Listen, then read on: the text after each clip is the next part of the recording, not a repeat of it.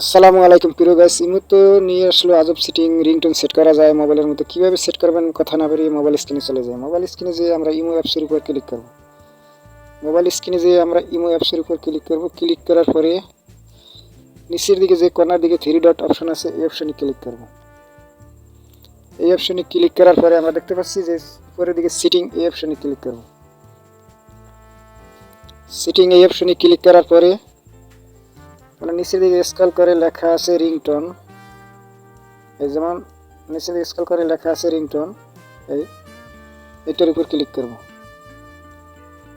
এটার উপর ক্লিক করার পরে আপনি যদি সেট মেমোরিতে কোনো রিংটোন থাকে তাহলে এই জায়গায় ক্লিক করবেন। ক্লিক করার পরে এইগুলো যেটা আপনার প্রয়োজন ওইটা করবেন। আর যদি আপনার এটা না করেন তাহলে আপনার সেটে যে রিংটোন আছে সেটার উপর ক্লিক করবেন। যেমন আমি এটার উপর করছি।